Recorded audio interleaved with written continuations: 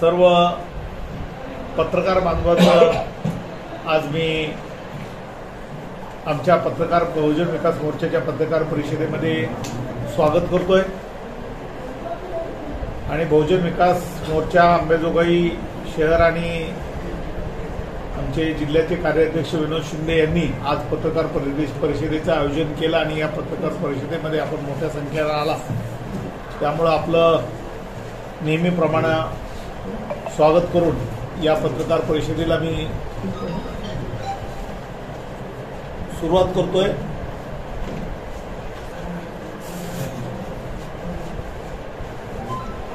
राज्याच्या आणि जिल्ह्याच्या एकूणच राजकीय आणि सामाजिक विषयावरती मी टिप्पणी करणार आहे।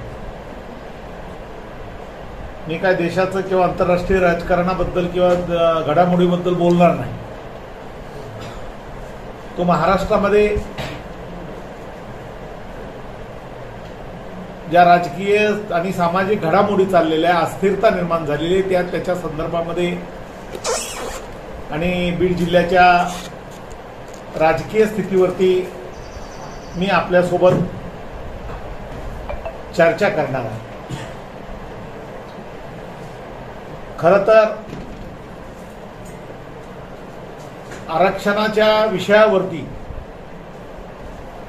महाराष्ट्रामध्ये वेगवेगळे लोक वेगवेगळ्या टिप्पण्या करतात, या पहिल्यांदा बंद केल्या पाहिजे।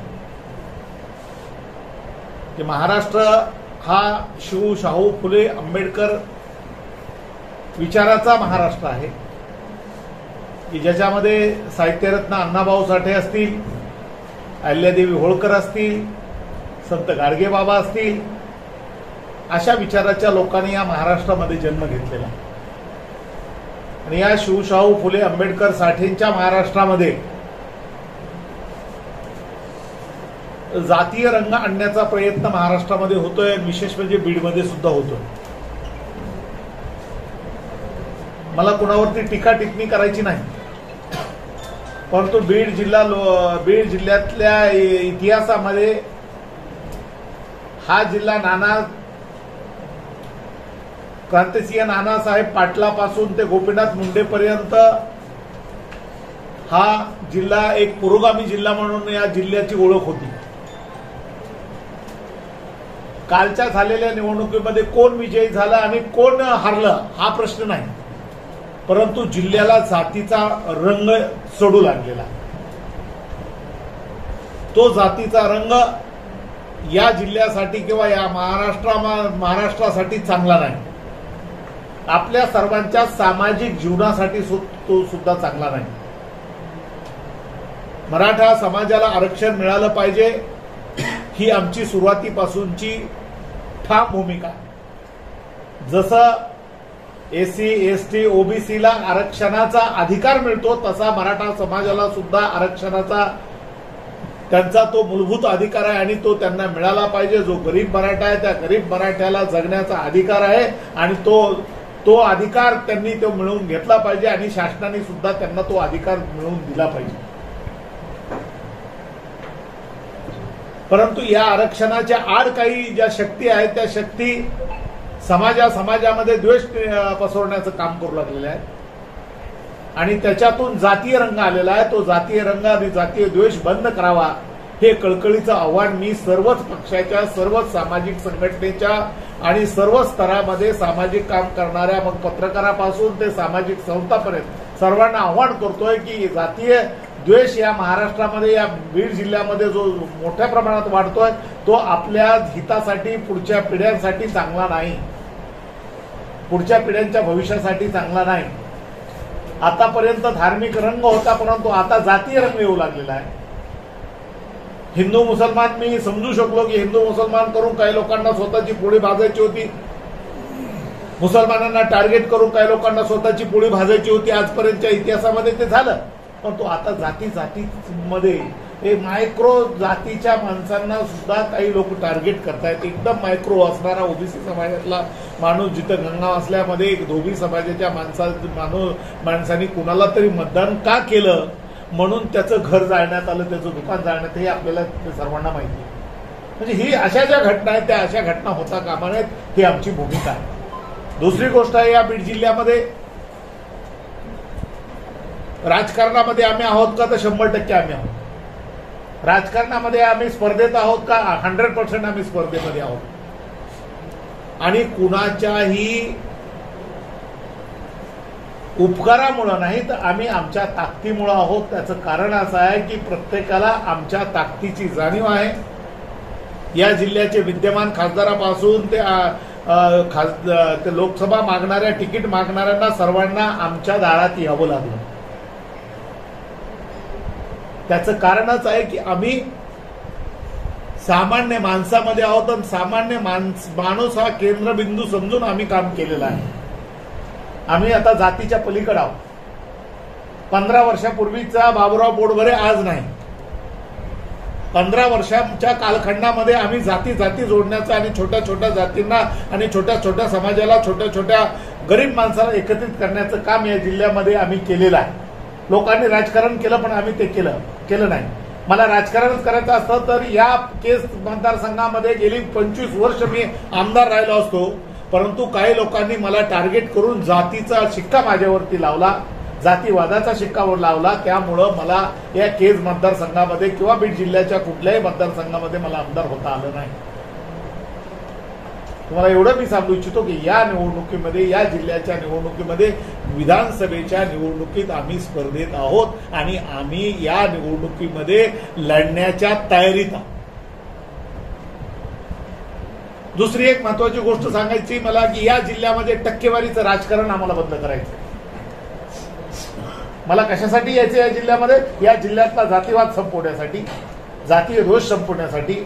आणि या जिल्ह्यातलं आमदारांचं काही टक्केवारीचं राजकारण आहे. काही गुत्तेदारांना पुढं करून त्यांच्याकडून टक्केवारी घेऊन त्याच गुत्तेदाराकडून कामं करायचे आणि जनतेला लुटायचं, जनतेचा पैसा लुटायचा. हा जो पायंडा गेल्या अनेक वर्षापासून जो पडला या जिल्ह्यामध्ये तो बंद करण्याचं काम मला करायचं.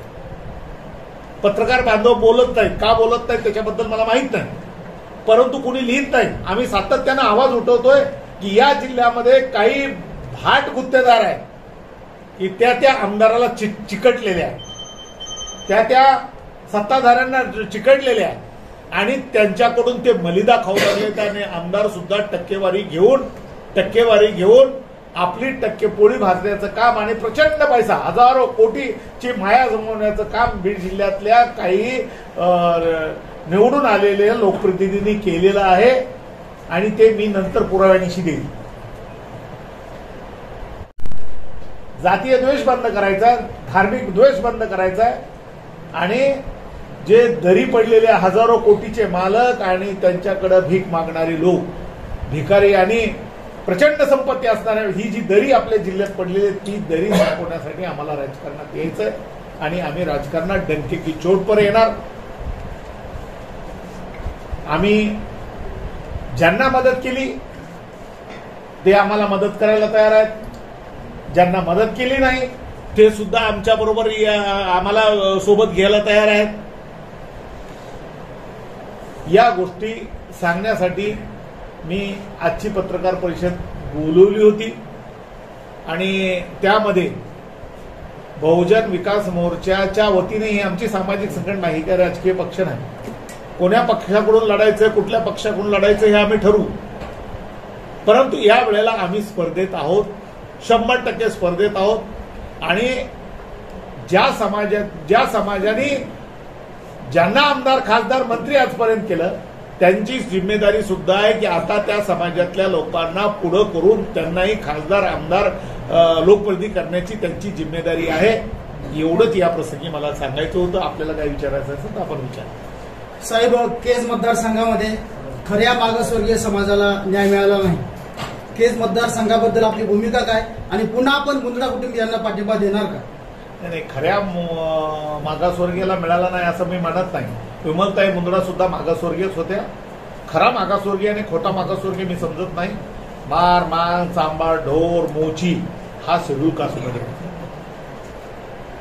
म्हणून एका समाजाला कुठला मिळाली नाही असं मी मानत नाही. मिळाली, परंतु त्यांनी ज्यांना मिळाली त्यांनी त्या खऱ्या समाजाचं प्रतिनिधित्व केलं नाही.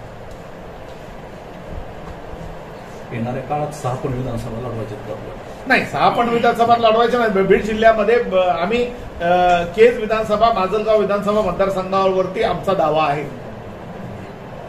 2 मतदारसंघावरती आणि भक्कम आमचा दावा आहे. लोकसभा निवडणुकीमध्ये ज्यांना तुम्ही पाठिंबा दिला, ज्यांच्या सोबत तुम्ही राहिलात, मग त्या पक्षाकडे तुम्ही मागणार आहेत का, तर त्यांच्याकडे तुमचा दावा असणार आहे? त्यांच्याकडे आमचा दावा आहे. आम्ही पक्षाकडे कुठल्या मागणार नाहीत, पण व्यक्ती आमच्या बरोबर, आमच्या सोबत आम्ही व्यक्तींच्या, बऱ्याच व्यक्तींच्या, मोठ्या नेते आमच्या संपर्कात आहेत आणि आम्ही संपर्कात आहोत. जसे महायुतीचे नेते आमच्या संपर्कात आहेत, तसे महाविकास आघाडीचे नेते सुद्धा आमच्या संपर्कात आहेत. तर कुणाला एका लोकसभेमुळं संपूर्ण राजकारण संपलेलं असतं असं काही नाही. विधानसभा आहे, नंतर जिल्हा परिषद आहेत, पंचायत समिती आहेत, नगरपालिका आहेत, नगरपंचायत आहेत, आणि याच्यातून प्रत्येक पक्षाला आपली आपली ताकद उभा करायची असते. एक लोकसभा संपली, निवडणूक म्हणजे सगळं संपलं असं काही होत नसतं. त्यामुळं प्रत्येकाला भविष्यासाठी प्रत्येकजण प्रत्येकाच्या संपर्कात असतो. महायुती का महाविकास आघाडीकडून लढवायचं? नाही, मी असं म्हणत नाही महायुती आणि महाविकास आघाडी, पण बऱ्यापैकी आम्ही त्या ट्रॅकवर आहोत. माझगाव मतदारसंघातून लढणार. मी सांगितलं दोन्हीवरही आमचा दावा आहे. दोन्ही मतदारसंघातील इच्छुक उमेदवार आपल्याकडे कदाचित मी असू शकतो.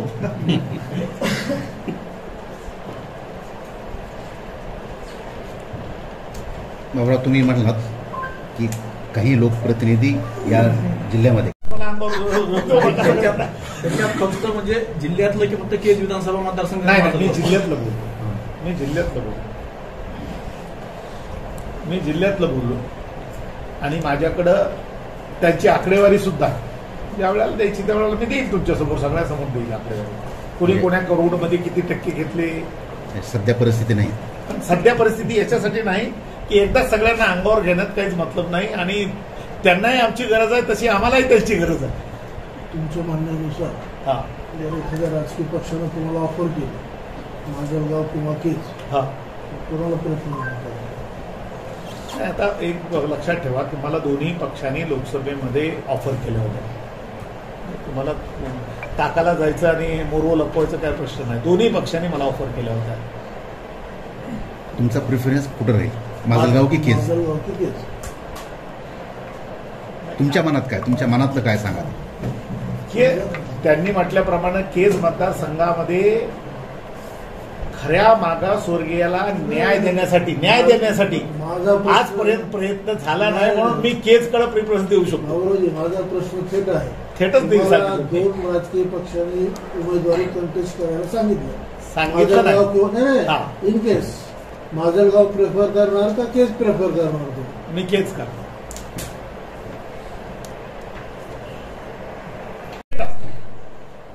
आणि मी ज्यांच्या बरोबर आहे, तुम्ही सगळे पत्रकार जे सिनियर आहेत त्यांना माहिती आहे, गेल्या 30 वर्षापासून आपले संबंध आहेत. ज्यांच्याबरोबर होतो त्याच्याबरोबर प्रामाणिकच असतो, आणि जिथं लात घालायची तिथं लातच घालतो. लोकसभेमध्ये तुमची महत्वाची भूमिका होती माझलगाव तालुक्यामध्ये, त्यामुळे हा प्रश्न आहे की तुम्ही माहितीच्या उमेदवारांसाठी शेवटच्या टप्प्यामध्ये माझलगाव मतदारसंघ 40,000 मायनस जाईल असं म्हणणारे आमचेच उमेदवार किंवा प्रचार प्रमुख, पण त्या मतदारसंघाला आम्ही 1,000 लीड दिली.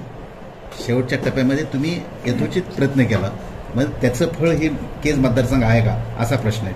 फळ केज मतदारसंघ किंवा माझलगाव मतदारसंघ नाही, पण आमच्या म्हणण्याला प्रमाणे त्यांनी वागलं पाहिजे असं आमचं म्हणणं आहे. त्यांच्या म्हणण्याप्रमाणे आम्ही केलं. आता त्यांच्या आमच्या म्हणण्याप्रमाणे त्यांनी केलं. म्हणजे निवडणुकी दरम्यान तुमचं असा करार झालेला आहे की लोकसभेच्या नंतर एक करार वगैरे असा काही नाही झाला, पण मला ऑफर होती, दोन्हीकडूनही ऑफर होती. पण असा करार वगैरे करणाऱ्यापैकी मी नाही. मी आणखी सांगतो की मला मुंडे साहेबापासून पवार साहेबापर्यंत मला ऑफर द्यायचे, पण मी त्या दोघांबरोबर कधीच करार केला नाही.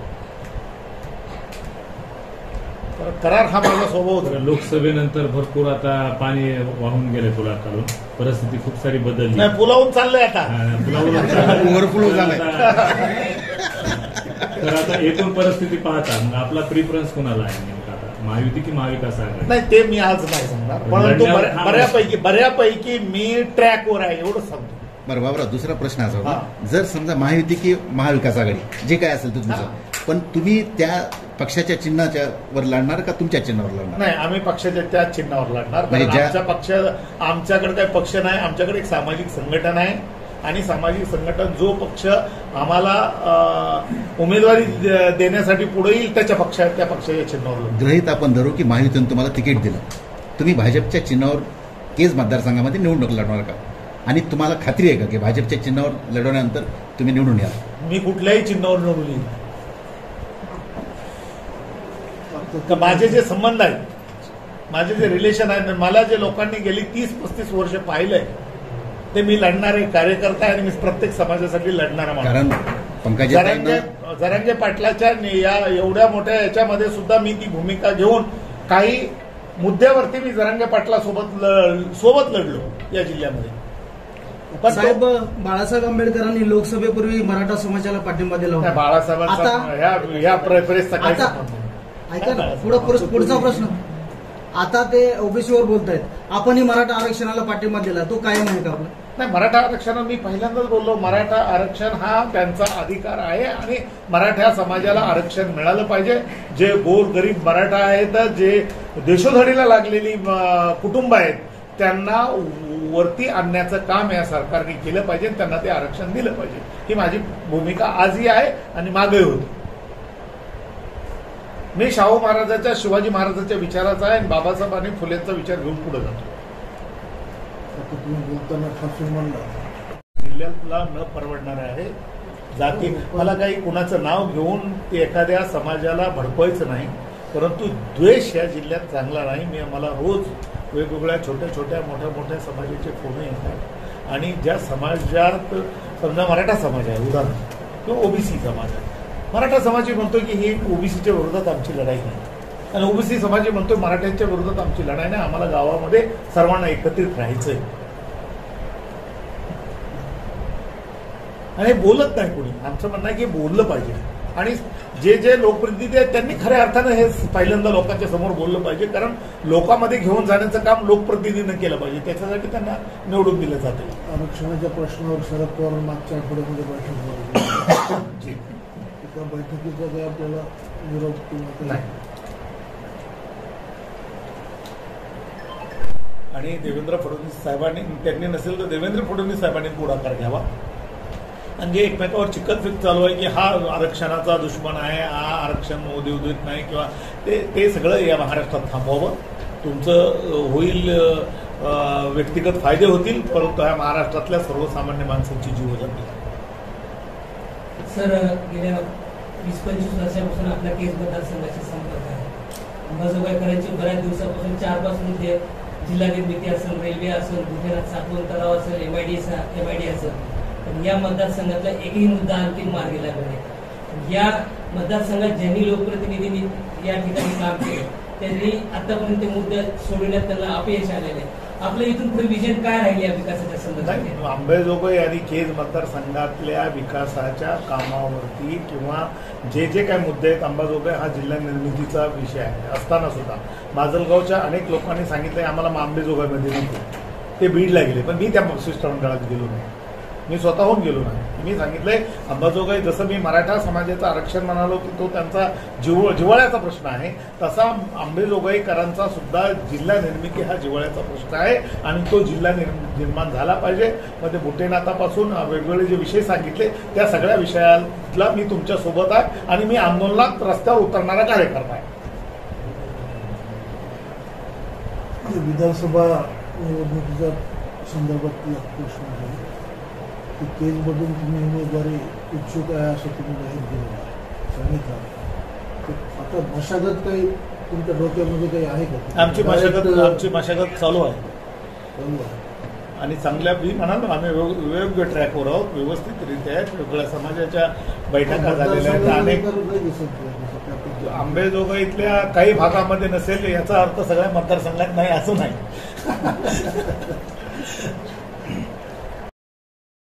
ज्याला पाडायचं त्याला पाडणार. मग ते 6 मतदारसंघ आहेत बीड जिल्ह्यात.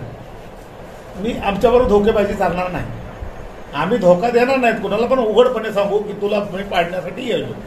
फक्त ते 2 मतदारसंघातच असेल तर पाडापाडीचं? नाही 6 मतदारसंघ. मी अगोदर सांगितलं 6 मतदारसंघ. पाडापाडीचं नाही, पण निवडून कुणाला त्या फक्त पाडण्यासाठी नाही. पण ज्यांनी आम्हाला धोके दिले त्यांना निश्चित पाडू.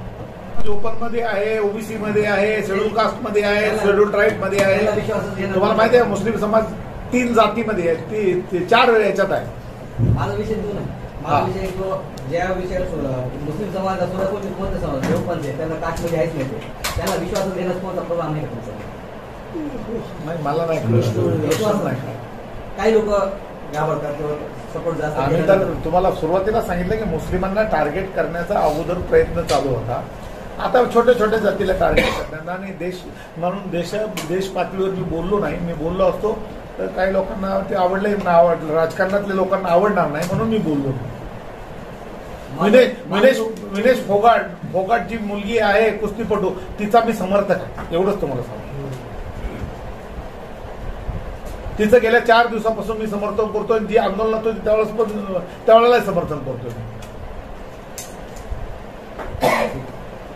अध्यक्ष माजलगावचे कृषी उत्पन्न बाजार समितीचे सभापती श्रीहरी मोरे नाना, नवनाथ अण्णा धायजे आणि दखन हजारी केसचा आमचा तालुका अध्यक्ष